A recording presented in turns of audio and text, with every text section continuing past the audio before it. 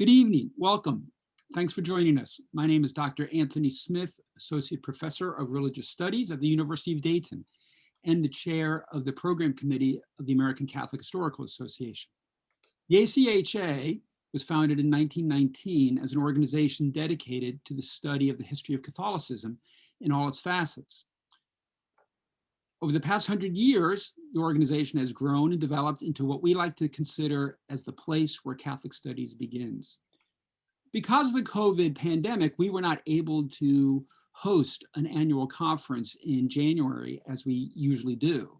And instead, we've organized a series of webinar events that highlights just some of the work that our members are pursuing. We began in October with a webinar on public scholarship, Catholicism, and the 2020 election. 2 weeks ago, we had a great webinar devoted to Catholic masculinities. And tonight, our third in a series of webinar events is teaching beyond your specialization in a time of disciplinary retrenchment. This should be particularly interesting to anyone who's ever taught in a college or a university. Many of us are familiar with the many changes that higher education has been recently experiencing. And tonight's panelists will help us think a little bit about how to negotiate those challenges and maybe even some of the rewards of teaching beyond one's own specialization. Before we turn to the panel, let me just make a few announcements. First of all, if you're enjoying these webinars, do know that the ACHA and its members are doing an awful lot of great work. And so I would invite you to join the organization. You can do so by visiting us at achahistory.org. The association publishes a quarterly journal, the Catholic Historical Review, that publishes scholarship in many facets of Catholic history. It hosts a spring meeting and also its annual meeting at the beginning of January. In addition, we have a growing online presence. Our website, achahistory.org, is a great resource for Catholic studies. Secondly, I just want to remind people that the ACHA will resume its in-person annual meeting in January 2022. That's next January in New Orleans. The call for papers for that conference can be found at our website, achahistory.org. And we invite papers, panels, roundtables on all facets of Catholic history. Given the fact that we'll be meeting given the historical, religious, and cultural significance of New Orleans, where we'll be meeting, we particularly encourage panels, papers, and roundtables on topics such as African-American Catholicism, race and Catholicism, Catholicism and Southern history,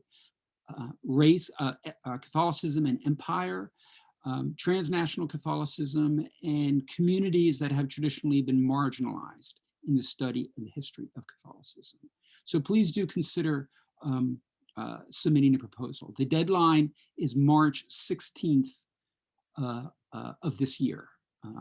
And the site again to submit is the achahistory.org website. Finally, I just want to mention the next webinar in our series. The fourth and final event will take place a month from tonight, Tuesday, 7 p.m., March 10th. It will, the webinar will consist of an international panel of speakers addressing the Pius XII archives and Holocaust research. So that will prove to be a wonderful evening, very stimulating and important. So please consider joining us. All of these webinars are free, but we do ask you to register again at achahistory.org.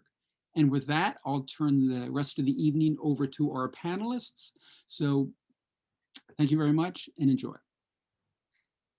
Thank you very much, Tony. First of all, before we get started, can people hear me? Can I get a thumbs up from people? Perfect. Thank you so much, Thank you, Tony, and to everyone at the American Catholic Historical Association for inviting us to deliver the panel presentation that my colleagues and I proposed for the 2021 annual meeting in this webinar format.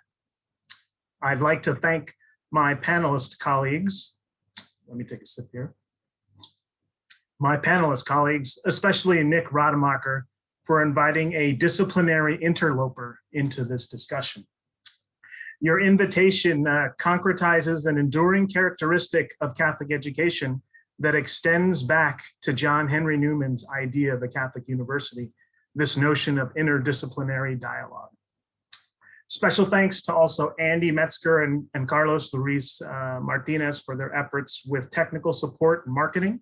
And most importantly, thank you to everyone tuning in tonight and those who stuck around after your meeting and those who will watch the recording.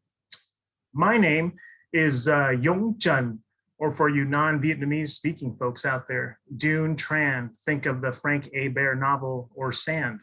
I'm an assistant professor for the Master of Arts in Organizational Leadership program at Gonzaga University in Spokane, Washington. I'm also currently an adjunct instructor in Gonzaga's PhD program in leadership studies, as well as our MA in theology and leadership as well. I'm delighted to serve as the moderator and commentator for tonight's ACHA webinar titled Teaching Outside Your Specialization in a Time of Disciplinary Retrenchment. As we begin, I'd actually invite all of us to pause for a brief moment and ponder the history of your place or space. To that end, and in the spirit of the Ignatian practice of composition of place, we acknowledge that many of our institutions reside on homelands of tribal peoples, and this land holds the cultural DNA and the spirit of the people, first people of this place. It's their ancestors who are here and bring forth the power of this place, the knowledge that comes from the land. We are grateful to be on this land as we work to manifest our intentions during this gathering of hearts, minds, and spirits. As my colleague Wendy Thompson, Director of Tribal Relations at Gonzaga, and David Brown Eagle, the former Vice Chair of the Spokane Tribe, reminds us through this practice, quote, "We all have a place where each of us historically comes from that can inspire our way forward." And to, with apologies to Peter Fawn, how do we do history with both memory and imagination? So with those historical horizons in mind, this roundtable provides different perspectives in which economic and institutional changes, all of which have been accelerated by COVID-19, are pushing professors of history, religious history in this case, to prepare courses that are beyond the concentration in which they were originally trained. Additionally, since March of 2020, course preparation has included a real-time pedagogical pivot from campus-based classes to online teaching and learning. All of this is occurring while we're still coping and adapting through the many stressors and frustrations from the still persisting pandemic, the early stages of vaccine distribution, and intensifying political polarization, reckoning on racial justice and economic hardship. To be sure, the griefs and anxieties confronting Catholic higher education in general, and history departments and historians of Catholicism in particular, especially at institutions with modest enrollments and endowments, are real and demand reform. In fact, just today, Paul Friga, a clinical associate professor of strategy and entrepreneurship at the University of North Carolina Business School, shared findings from recent research on the fiscal impact from COVID-19 on the top 400 schools from the latest US News World Report and the top 100 liberal arts institutions as well. Total estimated negative financial impact from one study, $183 billion through lower enrollments, frozen tuition, auxiliary revenue, testing and other expenses related to COVID-19, and decreased state revenues. Couple that with Jesuit John Hoy's assertion that the greatest threat to the Catholic intellectual tradition and the enterprise of Catholic higher education is the learn to earn mentality, it can feel like a very dark night for the soul of Catholic higher education. At the same time, there are also significant joys, hopes, and opportunities for embodying the sacramental prophetic imagination undergirding the Catholic intellectual tradition and Catholic social thought as we debate and discern just, humane, and sustainable collaborations so that the project of Catholic higher education can flourish in new ways. Brief examples: more Catholic junior colleges are coming online to provide access and affordability to historically disadvantaged communities. The US just inaugurated its second Catholic president. And again, today, the College of the Holy Cross named Vincent Rougeau as their 33rd president, the first Black and lay president. Significant since the college benefited from the sale of enslaved peoples. These are positive developments to be proud of and to build on. As Michael Rizzi asserted in a 2019 article in the Journal of Catholic Education, debates about US Catholic higher ed ought to incline, quote, toward more positive expressions like promoting scholarship on Catholic history, culture, and theology. Consequently, my panelist colleagues have prepared papers that ponder the promise and peril of interdisciplinary and intradisciplinary teaching with the aim of provoking discussion and dialogue. We look forward to your reflections and queries. And some nuts and bolts. As questions emerge for you, please click on the chat button at the bottom of your screen and make sure that it's to everyone, and then type in your question there. I will do my best to moderate and group the questions. And then if your question is intended for a particular panelist, please indicate that, and then I'll do my best to group them together. As we agreed to in a planning meeting, the panelists will present for 10 minutes in the following order. First, we'll hear from Christopher Denny, then Nicholas Rademacher, and finally Maureen O'Connell. I'll introduce each panelist prior to their presentation. And then following Maureen's paper, we'll start the Q&A portion with questions I've prepared. And then if similar questions have surfaced from the audience, I'll do my best to publicly state that. Sound okay? Perfect. Thank you. Our first presentation comes from Christopher Denny, Associate Professor in the Department of Theology and Religious Studies at St. John's University. He teaches undergraduate and graduate courses in historical theology from the patristic to the modern era. Denny is the author of a generous symphony, Hans van Balthasar's Literary Revelations, Fortress, the co-editor with Patrick Hayes and Nicholas Rademacher of A Realist Church, Essays in Honor of Joseph A. Kamenchak, August 2015, and co-editor with Jeremy Bonner and Mary Beth Connolly of Empowering the People of God, Catholic Action Before and After Vatican II Fordham. Other recent publications include articles in the Journal of Interreligious Studies, Horizons, the Journal of Ecumenical Studies, the Journal of Hindu Christian Studies, and Christianity and Literature. Denny is the recipient of Best Article Awards from the Catholic Press Association, College Theology Society, and the Conference on Christianity and Literature. His paper tonight is titled The Pedagogical Ethics of Historical Periodization in Undergraduate Courses. Welcome, Chris. Welcome, everyone. Allow me to share my screen right now, if I can find the means to do that. That may not be, hold on one second. Okay, well, I'm going to go fairly low tech then. All right. When my colleagues and I proposed this panel 1 year ago for the 2021 annual meeting of the ACHA, we didn't know what momentous events would happen in 2020 and the first days of 2021. A worldwide pandemic has taken the lives of over 2.4 million people. The murder of George Floyd by a Minnesota police officer, one in a series of killings of Black Americans by police in recent years, triggered nationwide protests for racial justice on a scale not seen in the US since the 1960s. America's intensifying partisan polarization, culminated in a presidential election even more acrimonious than the 2016 campaign, and Donald Trump's refusal to accept his defeat was followed by an armed insurrection at the Capitol on January 6th. Our panel originally was set to address how long-term economic changes within higher ed have influenced the way religious history is taught.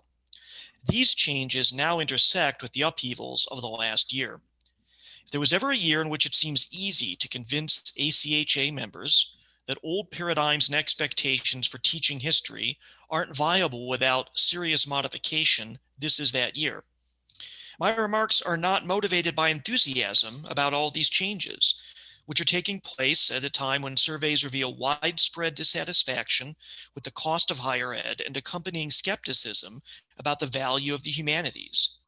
Nor, as president of a faculty union, do I think that faculty resistance against neoliberal priorities in the distribution of institutional resources should cease. Our recent annus horribilis, however, shows us that many of the contemporary changes are beyond faculty control and require us to adapt. Even if we think past pedagogical approaches in the teaching of history are preferable, in many cases these strategies require resources that have ceased to exist. Archives have been closed, travel budgets have been cut, tenure track hires are in even shorter supply. This is especially true at colleges that were already in financial straits before the pandemic wreaked havoc on enrollment budgets. These changes are pushing many of us to teach courses with different subject matter than that of the concentrations in which we were originally trained. As noted by the November 2018 AHA report on the field of the state of history, the history major is in decline at colleges and universities in the US. The AHA report shows this decline has resulted in an increase in the number of survey courses that faculty teaching history teach relative to specialized courses. To teach a survey course in Christian religious history confronts faculty with ethical decisions, specifically regarding what to emphasize and what to de-emphasize. Teaching history, as we know, is never a matter of just relaying facts. Every syllabus, every lecture, every assignment illustrate hermeneutic choices about the relative importance of particular topics. Theories of modernization, for example, convey assumptions about what social characteristics define the world in which we live, while simultaneously downplaying other characteristics. Historian David Blackburn has used the metaphor of a zoom lens to describe periodization in historical research.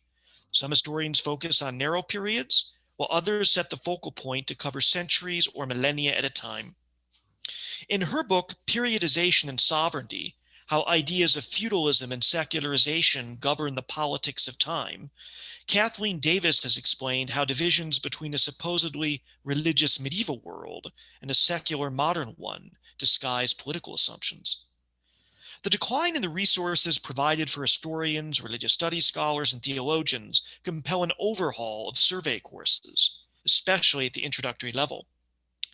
30 years ago, in an essay entitled The Introductory Course, Less is Better, Jonathan Z. Smith noted about introductory courses in religious studies, quote, "The notion of a survey, of covering, becomes ludicrous under such circumstances.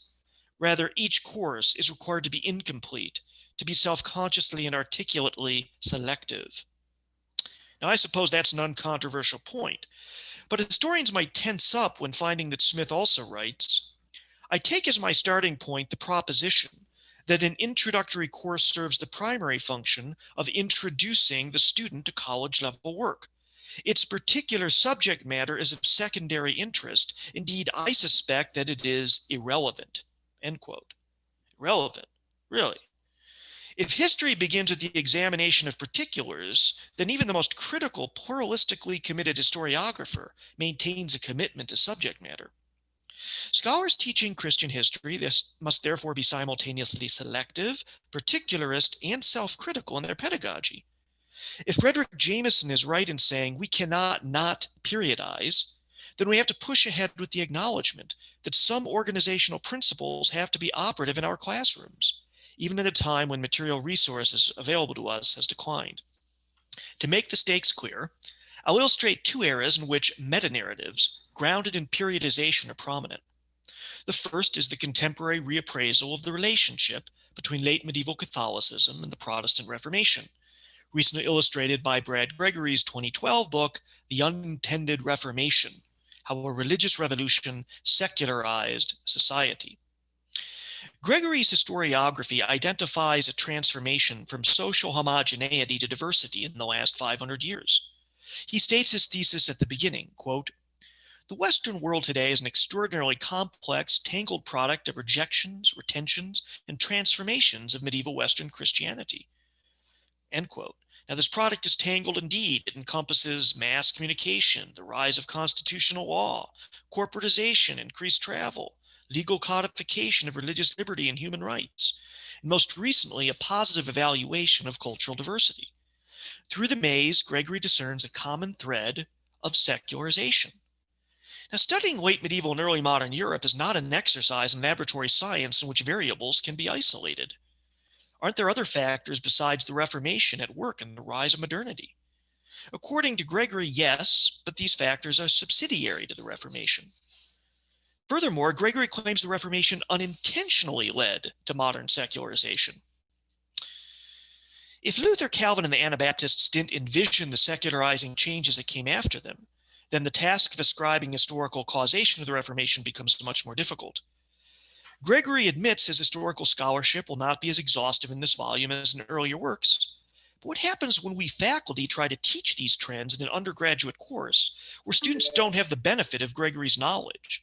When the contraction of course offerings in history leaves college students less familiar with the details upon which Gregory builds his thesis?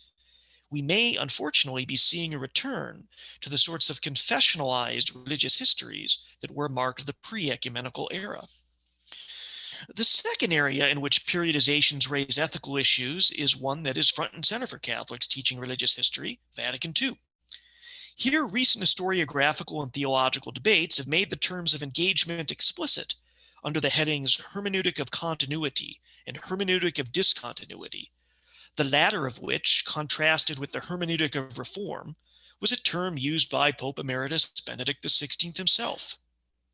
In their introduction to the 28-book Vatican II, Renewal Within Tradition, Matthew Levering and Matthew Lamb insisted that conciliar reforms have to be set within a more encompassing perennial continuity.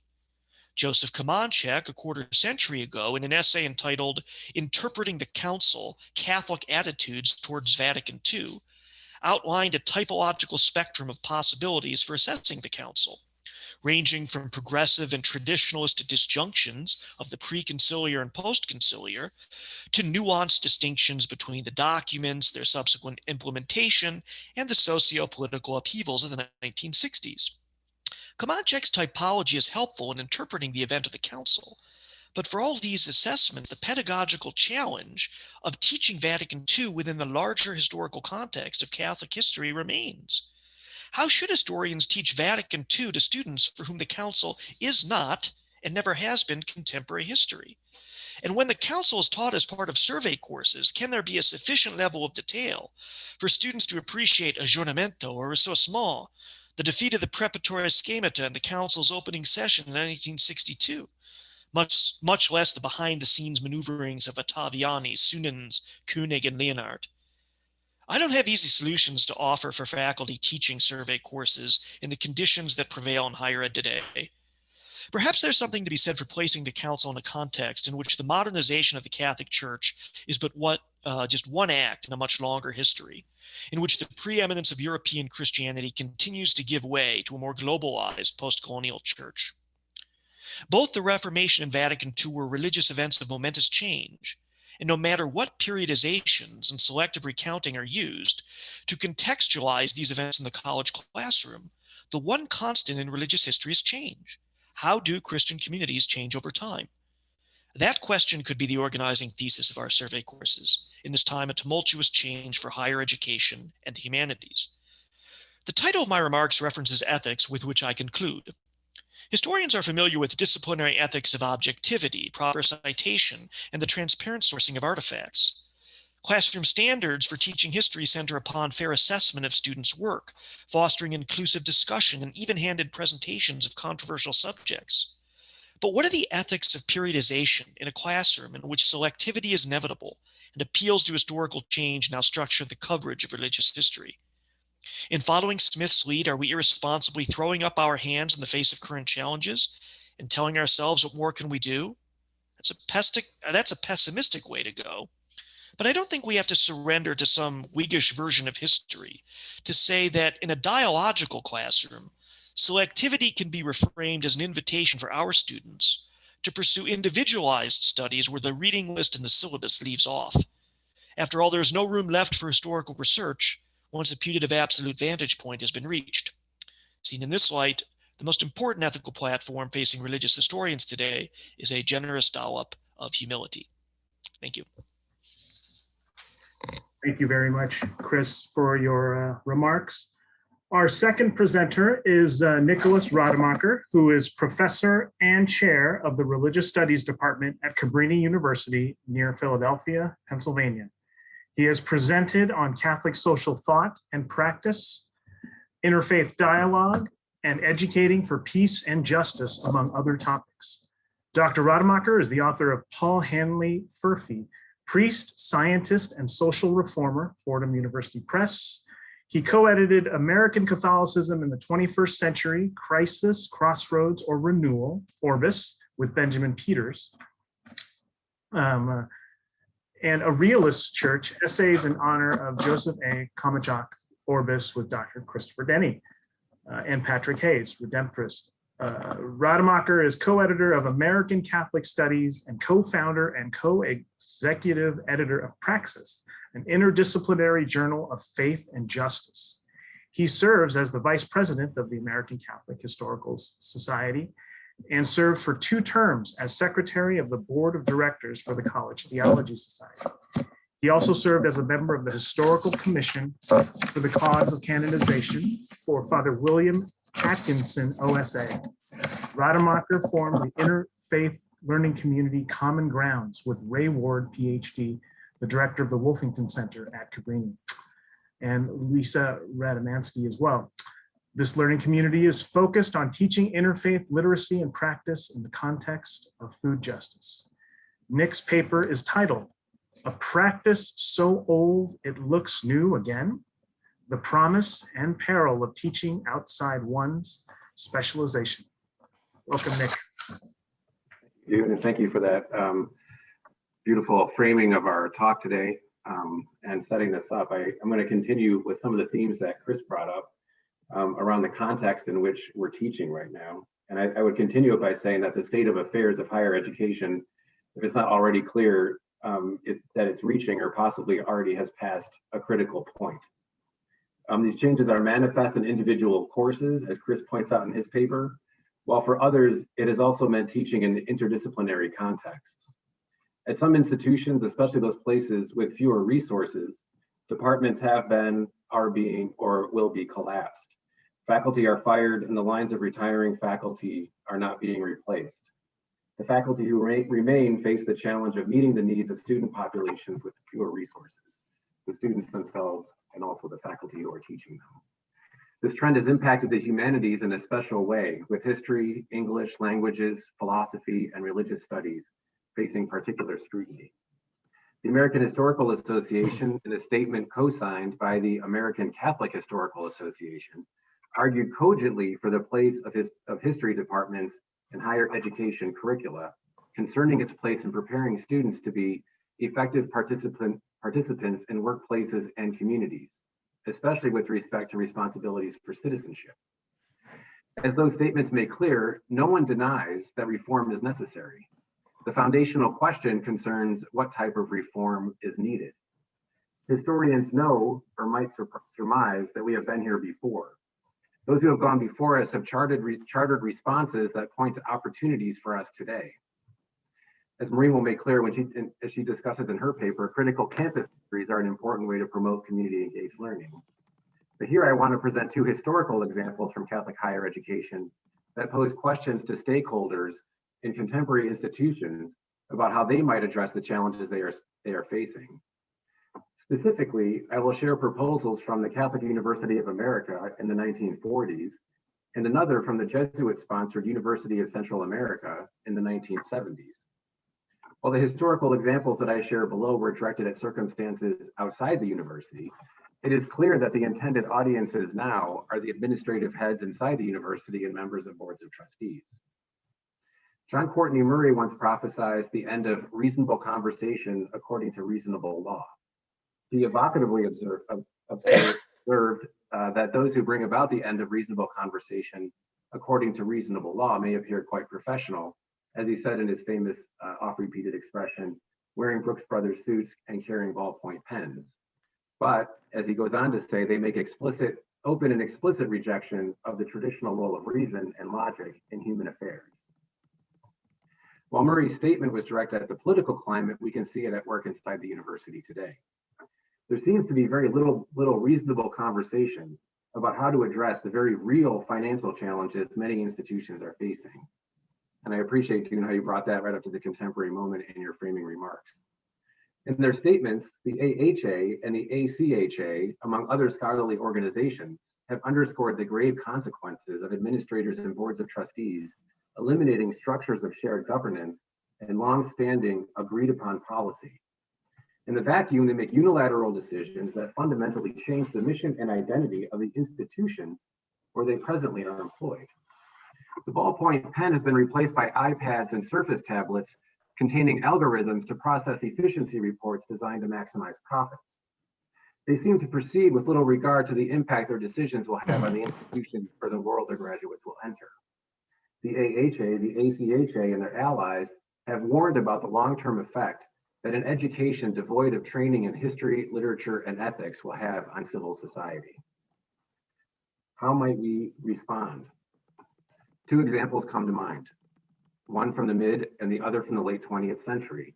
They point to how coordinated interdisciplinary collaboration might contribute to positive social change.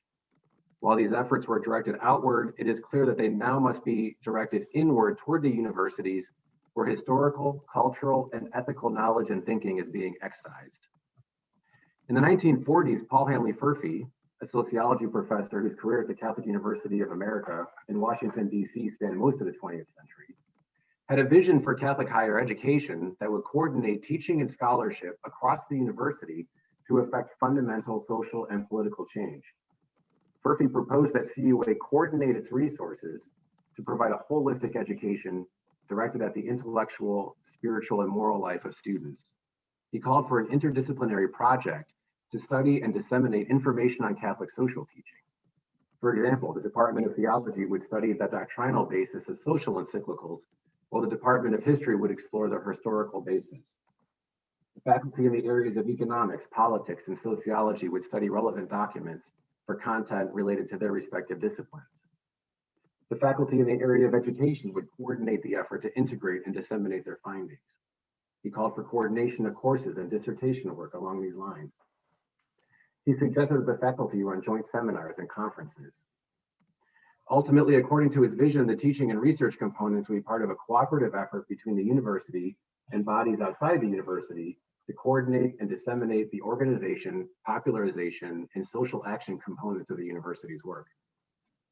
While this vision of the university did not come to pass, Furphy did strive to achieve something like it in his own department, seeking to coordinate the history of Christian social thought and the longstanding tradition of Christian social ethics. What is more, the department also provided experience in the field so that students would have direct contact with the subject matter. The study of racism took them into the community where they participated in community-based learning and research projects alongside members of an intentionally interracial cooperative. The University of Central America in San Salvador represents a more recent and instructive example. During the 1970s, under the leadership of Ignacio Ellacuría, the Jesuits placed the preferential option for the poor at the center of the university. They coordinated university resources to systematically address the social situation unfolding in their country. In response, bombs were exploded on or near campus, and eventually faculty and staff were murdered. On November 16, 1989, soldiers entered campus, murdered the Jesuit faculty, one of the housekeeping staff, and her daughter. In the wake of this tragedy, Dean Brackley, a Jesuit priest from the United States, responded to a call for experts in theology who are fluent in Spanish to serve at the University of Central America. He moved into the community and served there from 1990 until his death in 2011. Brackley's reflection on the meaning and significance of the UCA is relevant for the context of education in the United States today. He said, and I'm quoting him, "The UCA does not seek power. It does not identify itself with a political party or any particular social, political, or economic solution to the nation's problems. It dedicates itself as a university to the service of social transformation," end quote. The university carries out this mission through teaching, research, and social projection, which is to say by taking university teaching and research beyond the campus to impact society at large. As Brackley explained, the principal object of study is the national reality, and each discipline is directed toward understanding and changing the world, I'm quoting him here, for the realization of God's reign of justice and peace, and to make real all the values which that entails, end quote.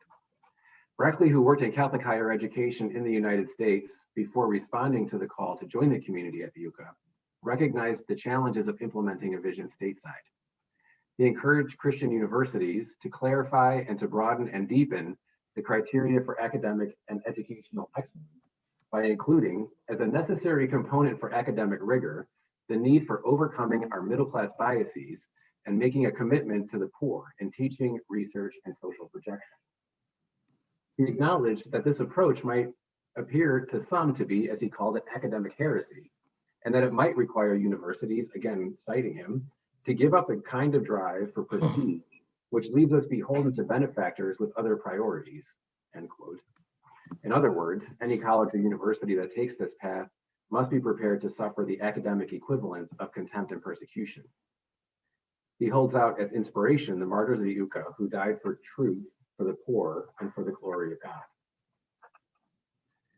Furphy and Brackley both point to the opportunities afforded by interdisciplinary cooperation.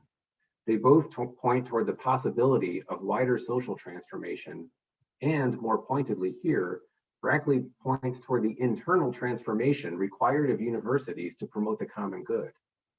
To the extent that shared governance still exists, or other forums for what Murray called reasonable conversation according to reasonable law, and I'm concluding with this question, how might administrators, faculty, and staff at Catholic colleges and universities move beyond survival to collaboration for the common good?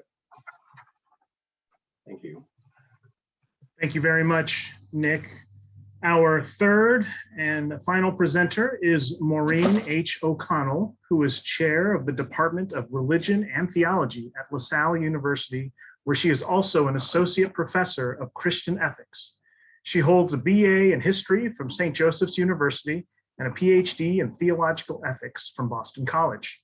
She authored Compassion, Loving Our Neighbor in an Age of Globalization, Orbis, and If These Walls Could Talk, Community Muralism and the Beauty of Justice, Liturgical Press, which won the College Theology Book of the Year Award in 2012 and the Catholic Press Association's first place for books in theology in 2012 as well.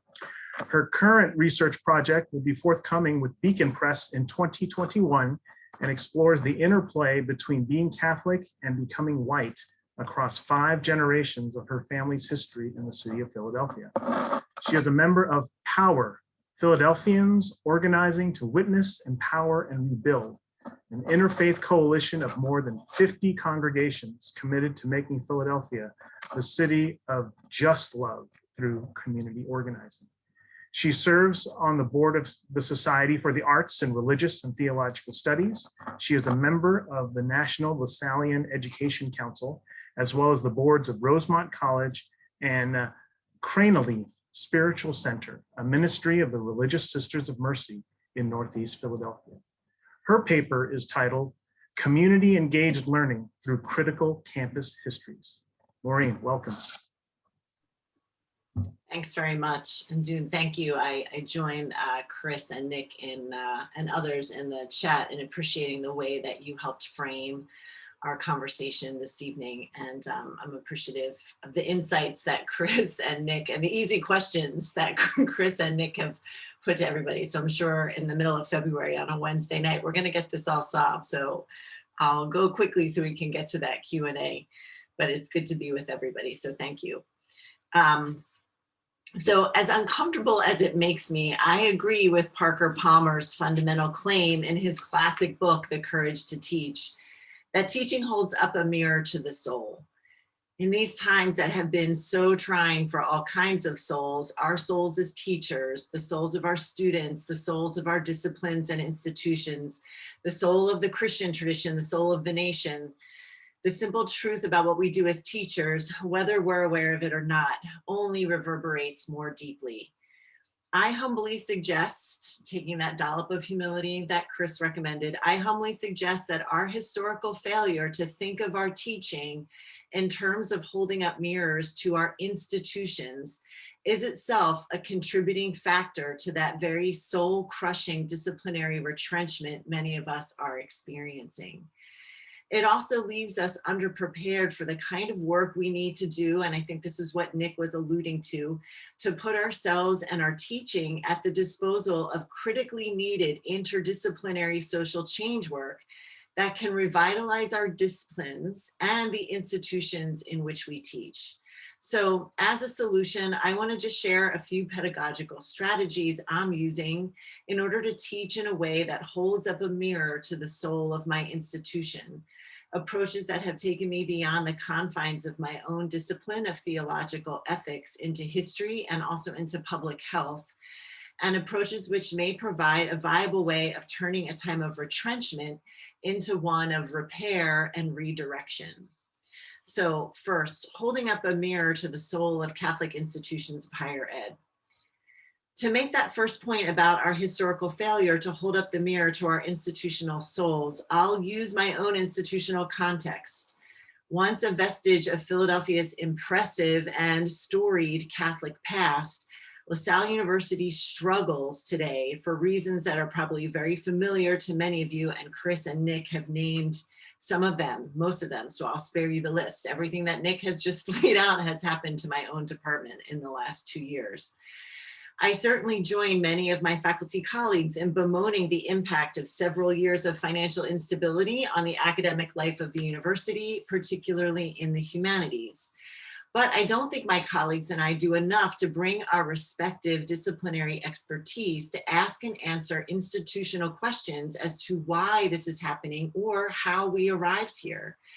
And by here, I don't mean questions about market forces that are shaping our current realities, as much as queries about the internal circumstances germane to our respective institutions that determine how we interpret and respond to these external forces.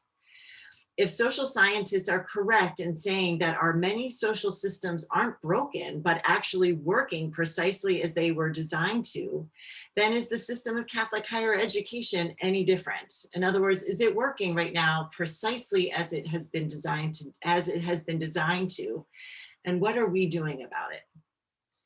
As someone trained as a Christian theological ethicist and with a passion for social justice education, I have come to discover in the past few years that while ethicists might ask good questions and point to theoretical solutions, there are fewer disciplines better equipped to diagnose system flaws in higher education than American Catholic history.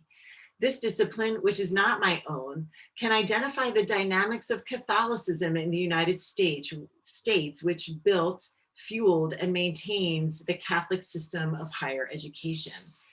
Equipped with this information and these insights, those of us who work in or are tangentially connected to American Catholic history and Catholic higher education can contribute to efforts to move our institutions in quite different directions than those espoused by our boards of trustees or predicted by the Chronicle of Higher Education, but only if we dare to teach and learn holding up a mirror to the souls of our institutions.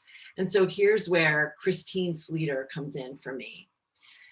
Christine Sleeter is a professor emerita. I'm sure many of you in this area of history are familiar with her. She's just new to me, so I'm excited by her work. She's at California State University at Monterey, and she's the first to develop formally the practices of what she calls critical family history. According to her, critical family history, and I quote her, situates the lives of one's ancestors within larger contexts of culture, social structure, relations of power, and historical events. This approach, she thinks, corrects the tendency among people, especially white people, to do an individualistic read of our histories, which often fail to identify, in her words, unjust social relationships, the roots of those relationships, and how, for us this evening, how they can be changed. I have found Sleater's work helpful when it comes to unearthing the dynamics of racism in my own family history, since when it comes to race, Sleater says critical family history can help us see not whether, but how race has been at work in social organization and identity formation. Having spent the last 4 years trying to do a critical family history of 5 generations of my own family in Catholic Philadelphia, I quickly discovered that far too much of the history of the Catholic institutions in which my family members and I were formed has been presented in a narrow, individualistic, seemingly ahistorical frame, which is not surprising given that most of those archived parish or school or institutional histories were written by white Catholics, for white Catholics. The incompleteness of those histories not only made my work more challenging, but also left me feeling uncertain about what I thought I knew, mistrustful of appeals to other stories of institutional foundings or founders, and underprepared for conversations about equity or justice with those who had either lived the histories that were not captured or who are experiencing the unfolding impacts of their afterlife. And perhaps most importantly, since I teach many people in that last category, I felt disingenuous and even detrimental in the classroom. So all of that got me thinking about how to apply Sleater's method of critical family histories to institutional histories or campus histories, and how to conduct those histories in the context of some of my courses. Certainly, there are many examples of hyper-local histories happening right now, whether spurred by the desire to name the role of slavery in Catholic religious orders or institutions, or even in the restorative justice efforts in the wake of the sexual abuse crisis that are starting to emerge, or sexual violence on campuses that are starting to emerge. But Sleater's approach resonates, I think, with an approach to civic engaged learning that I had already been incorporated in my courses called the CLIA model, developed by several professors in religion and theology, including ACHA's own Nick Rademacher. So to my mind, critical institutional histories or critical campus histories could help students cultivate the 4 central skills of this CLIA model, which Nick and others see as critical for social responsible citizenry. I could cultivate the C for intellectual complexity by introducing histories that contradict familiar narratives. I could enhance the L for social location by providing opportunities for students to see historical incidents from multiple perspectives and frames of reference, while heightening awareness of their own positionality as they engage those histories. Together, we could develop the E for empathetic accountability by cultivating imagination and an ethic of care for people who are different from us. And finally, I could inspire the M for motivated action by inviting students to figure out what to do with what they discover in the context of our own university community. So I attempted in 2 different classes to create some deep learning activities that would literally get students hands dirty with archival materials, help them notice gaps in the historical record, and ask questions that might help close those gaps, and to see more clearly the positive and negative dynamics of Catholic collective and institutional power on people in and around the university. And that last piece I feel is the most important for our work.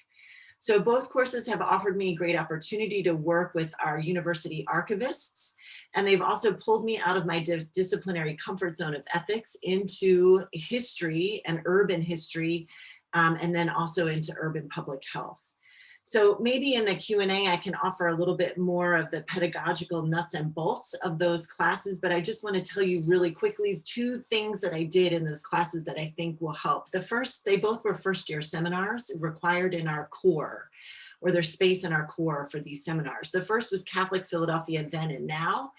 And in that course, I worked with somebody from the Philadelphia Archdiocese Archives who came to our campus with a collection of archival material from 6 parishes in our neighborhood in Germantown in Northwest Philadelphia. And students worked through those in stations with some guided questions to shape their learning. And the culminating project in that class was students created a shared final group project called Mapping the Catholic Landscape of Germantown, which they presented to some faculty, to the archivists, and to some pastors as well. And it just offered students an opportunity to be able to map some of the historical periodizations in some ways that Chris was talking about, along with our institutional history at LaSalle. So what was happening at LaSalle as this was happening, what was happening in communities and parishes around the neighborhood, and to raise a series of questions, again, to Chris's point where the syllabus leaves off, what else would they want to do? Where would they want to go with what they learned? And then the second course is called Welcome to Belfield, which I co-teach with a colleague in public health. And in that course, the critical institutional history activity or critical campus history activity we did, again, with our university archivist, was that we looked at two examples of the university's engagement with our Belfield neighborhood, two very different engagements, one from the 60s that I think really reflects maybe the UCA moment at our university, when the university worked with the community to create a communiversity with a very different model of education and access to education and the resources of education. And then the second in the 1980s, which reflects a bit the beginning of a real retrenchment of the university, and really had the university understood itself in very different ways. So asked the students, gave some activities for them to compare and contrast, and particularly compare and contrast that with a more hagiographical video to celebrate the 150th anniversary of the university.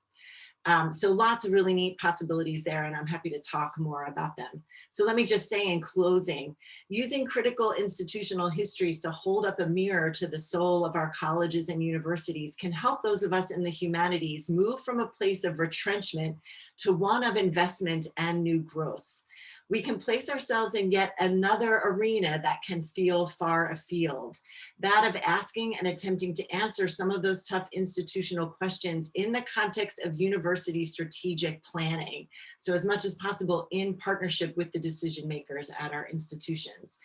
And we can make the case that this kind of learning is not only a good in and of itself, but could help us dig out of financial holes or think outside of traditional strategic planning boxes imposed by high-end consulting firms, and chart different paths forward.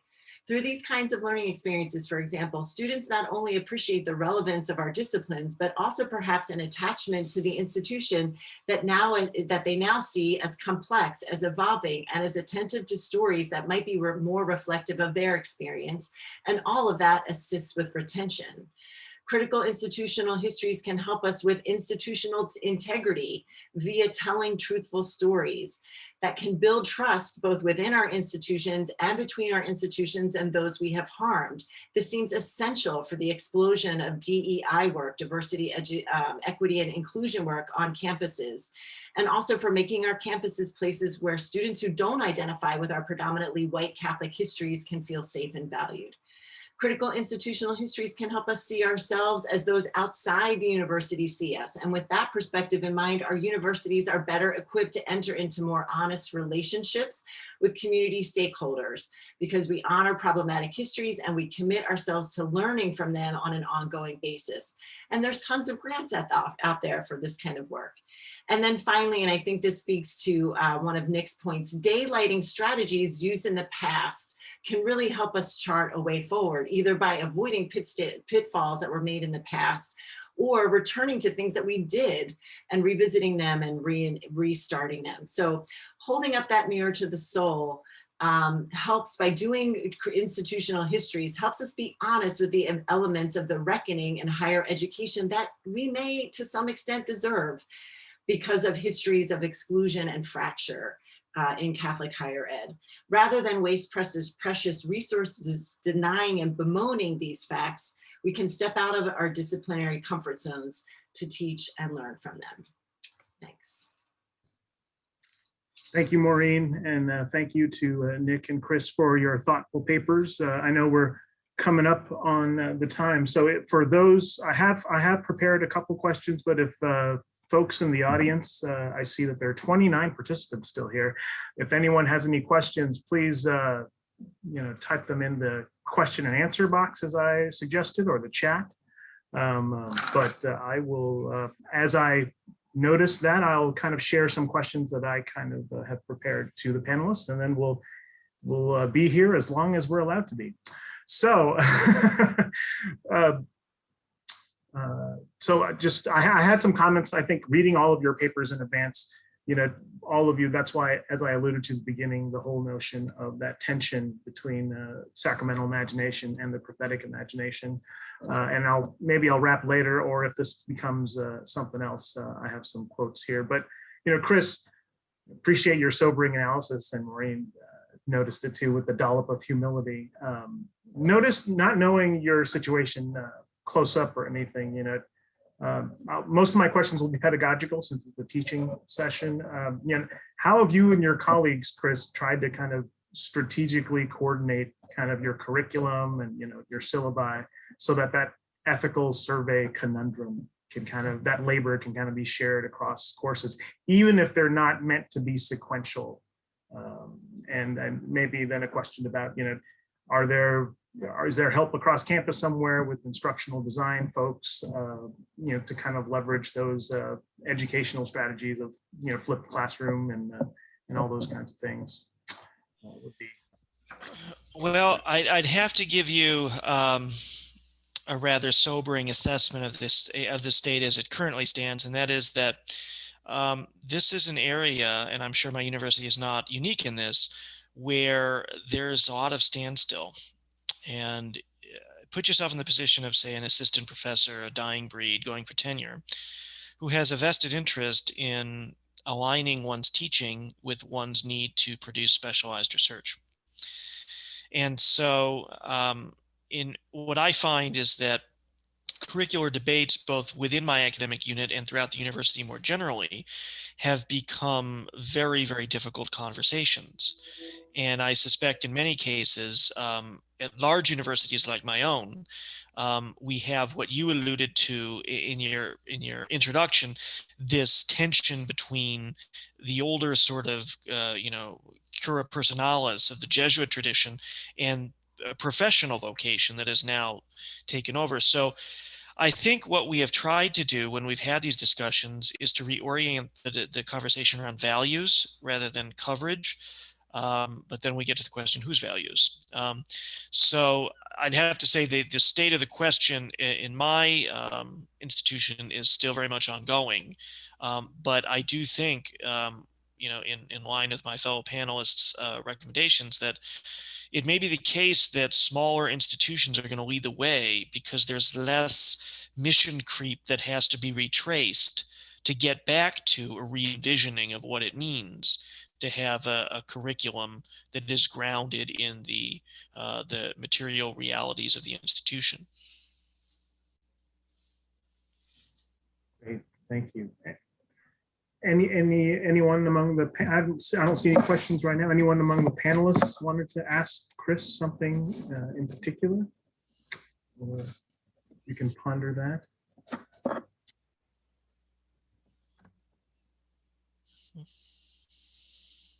Yeah, I think you're absolutely right. It is, as a pre-tenure person myself, there is kind of, I have to follow the disciplinary currents, and it's kind of important to maintain that. But sometimes some departments, especially if they're younger, can be a little nimble. But I think you're right about the smaller institutions leading the way.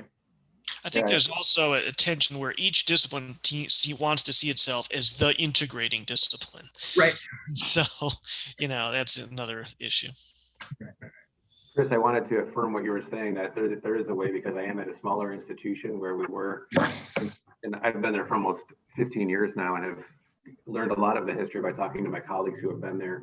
We don't have quite as long a history as you both do. So I was thinking about Maureen's idea of going back into those early days. We don't have quite as many, but the school does have a longstanding commitment to social justice, and it's really built into our curriculum. And so in many ways, we've been able to, and almost encouraged to, as a way of promotion at the university, to get involved in the kinds of projects that we're talking about here. What's interesting though is that as the financial crisis has built, we've kind of moved away from that, it feels like to me. I'm not saying everyone, but some of us. And it seems like we've kind of gotten pushed back. This is why the retrenchment idea was so interesting to me, that some of us have gotten pushed back into these corners.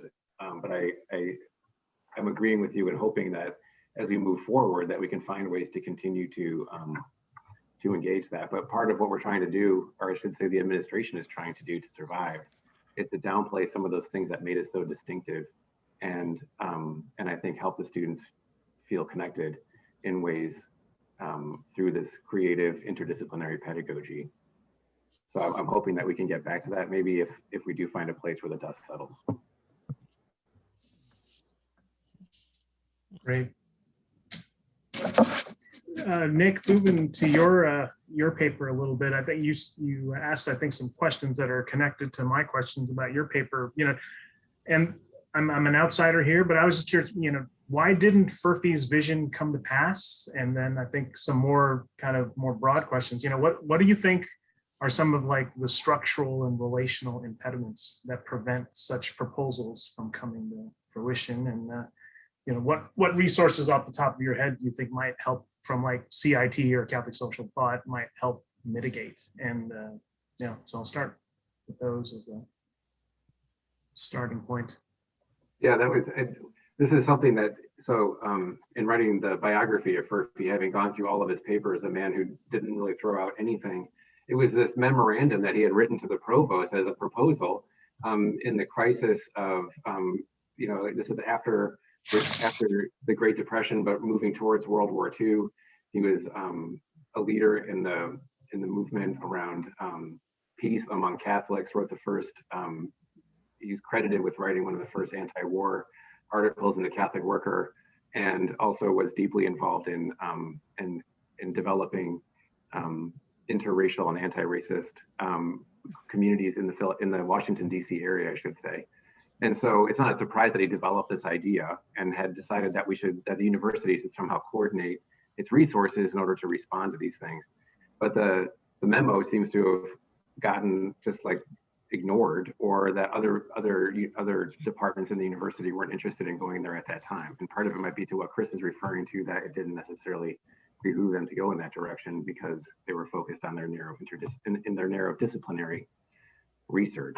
So that's part of it, but he was able to achieve a certain amount of success in his own department to coordinate different things through the faculty that were there. Mm. And I think, and so the resources, at least I was thinking about what Maureen was referring to there in terms of the pedagogy that she's doing, but in a course that I teach, in the fall, I teach a course called Faith and Justice, and then the other one is Catholic Social Thought and Practice.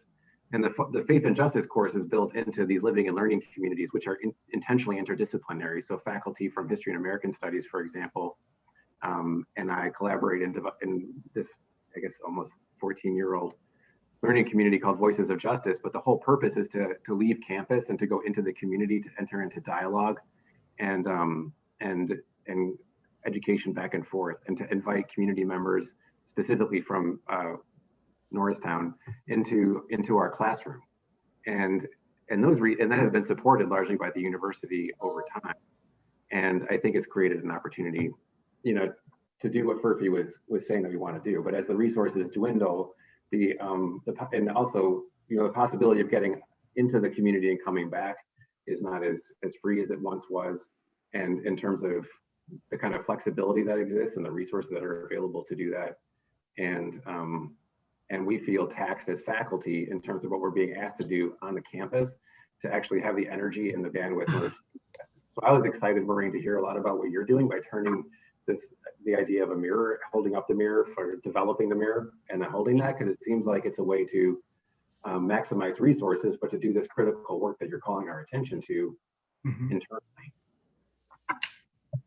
Yeah, thanks, Nick. That's actually a really perfect segue to Maureen's paper, and it relates to a question sort of that we've gotten in the chat from Charles Strauss. But my general questions, and then we'll get to that question, is, I liked how the mirror was great. I actually liked how you're already working with the community engagement folks to explore some possibilities. What other kind of internal or external partnerships do you think have you considered or might consider to help amplify, the important work that you're doing? And the second question, because you mentioned that you were working with archdiocesan archivists, any reaction from the archdiocese or the local Catholic community, K to 12 schools, because you mentioned they were first year seminars, and any possibilities there?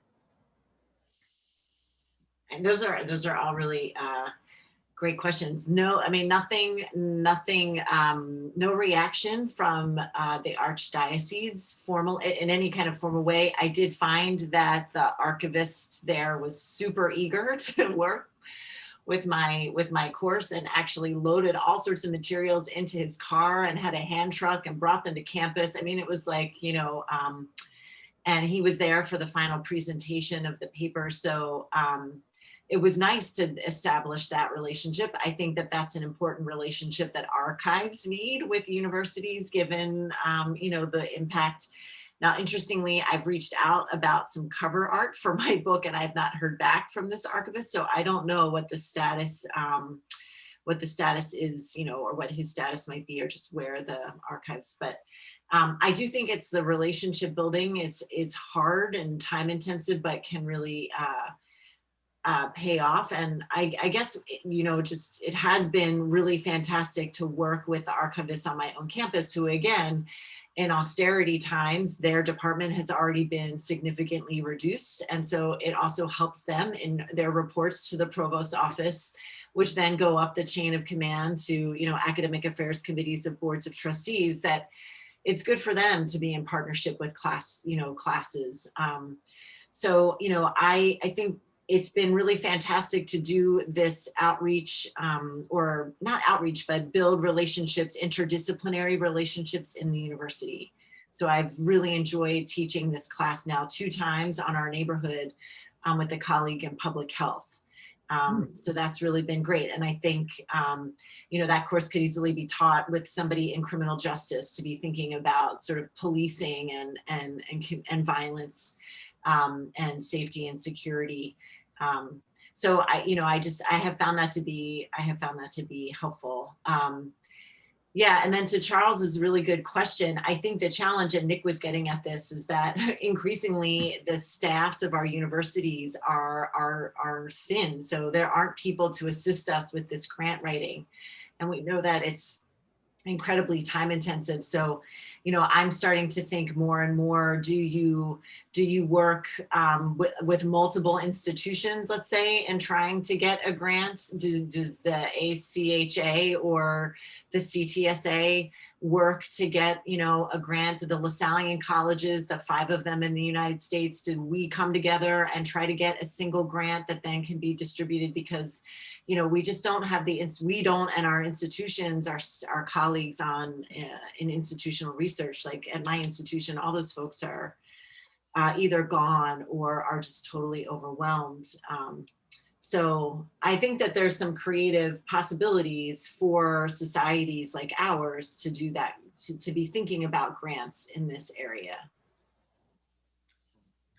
No, I think that whole notion of networks and leveraging all of the disciplinary ones, associations through the various charisms of our institutions, I think are going to have to be the way to go. And I was sharing this with Nick at one point. I think what's happened with the Catholic parochial schools, the K to 12 schools, and even the Catholic hospitals, I think higher ed Catholic universities will probably, the outcome will be something like that. Probably not exactly like those stories, but I think maybe we should take a look at them and see what might be appropriated.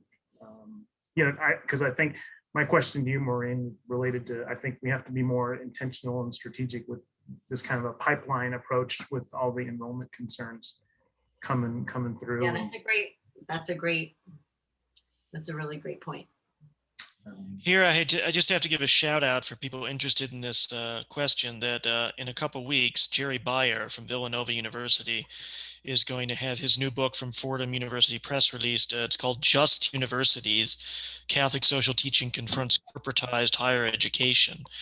And this is like the closest thing that I think a theologian would have to a stocking stuffer It just really, Jerry has done really great work in this area, and it intersects with so many of the topics we've dealt with tonight.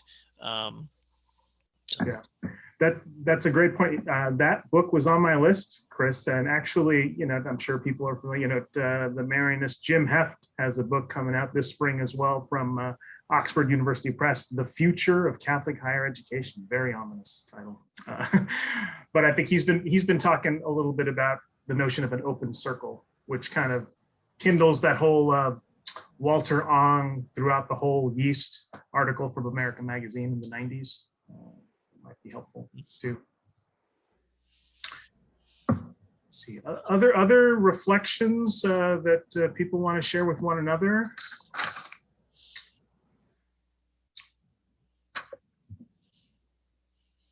All right, I think I have a couple questions that are kind of a wrap up, send us, but then I'll turn it over to Tony too, because we're at 10 after 5.